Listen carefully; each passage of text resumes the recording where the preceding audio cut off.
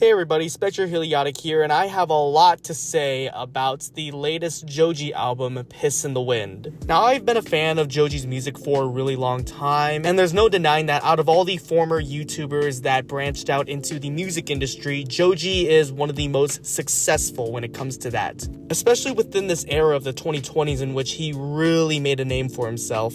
With albums such as Nectar, in which I would consider to be one of Joji's best works, if not best albums so far in my opinion. But there was a part of me that I felt like his music was slowly losing its identity, let alone creative control, which was obvious given the fact that at the time he was signed by 88 Rising. And when he finally got out of that label, that's when fans, including myself, anticipated for a new era of Joji content. It had been almost 3 to 4 years since he released his previous album, Smithereens, which was obviously probably one of the most disappointing releases from Joji's discography. And I would hate to admit that within these 4 years, the anticipation for the release of Piss in the Wind was going to blow all of our minds. Like, finally, Joji in his absolute potential. What could go wrong? And when Piss in the Wind finally released, it was really disappointing. I'm gonna be honest with you, the album was an absolute letdown. Now, don't get me wrong, there were a lot of good songs on the album, but this album suffers from a lot of creative choices that I honestly think that Joji needs to change.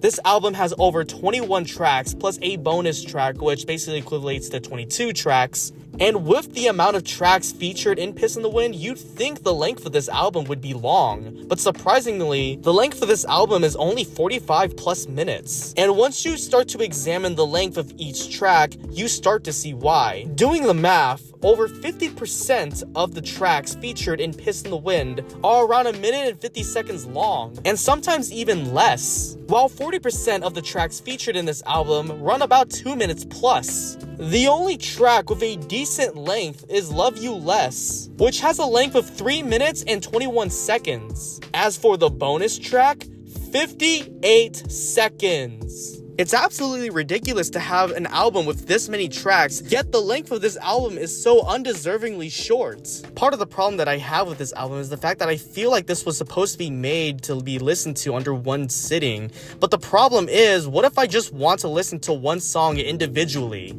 I'm not able to do that because I can't fully immerse myself with a song that only runs for about 1 minute and a few seconds. And that's the biggest problem when it comes to Joji's music. There's no denying that he makes good music, but at the same time, it's not enough. He had 4 years to make this album, and what did we get in return? The same old stuff he's been pumping out ever since he started making music. It's kind of funny yet sad when the Pink album had more passion put into the project compared to Joji's later works. Almost every track within Piss in the Wind just feels like the same old song that Joji has been pumping out over the past few years. And while I'll admit that songs like Sojourn, Pixelated Kisses, and Past Won't Leave My Bed were pretty good songs, everything else just felt like rinse and repeat from previous Joji works. Tarmac, while catchy at best, feels like a watered-down version of TikTok. Pieces of You was great and had an amazing feature by Giveon, but the problem was Joji was barely in it. Which really sucks because both these two artists have the same level of music style and would definitely complement one another in a song like this. But because Joji is barely in it, it just feels like a Giveon song and doesn't belong in this album whatsoever. And the same goes to Pixelated Kisses and Sojourn, which incorporate totally different styles of instrumentals that just don't fit with the rest of the tracks featured in this album. And with such a disappointing project, fans are unfortunately going to have to wait a whole lot more for Joji to pump out a new album. And this is where I come to the more shocking revelation when it comes to Joji's discography.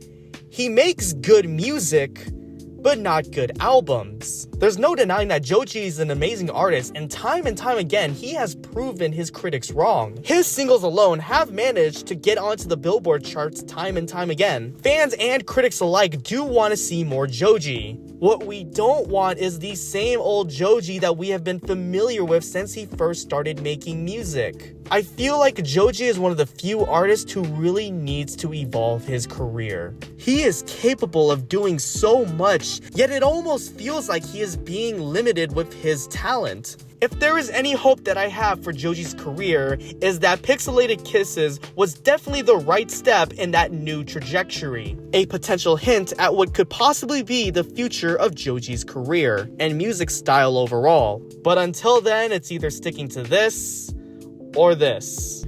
Meme machine, meme machine. I'm a motherfucking meme machine. Meme machine, meme machine. Without memes, I will die.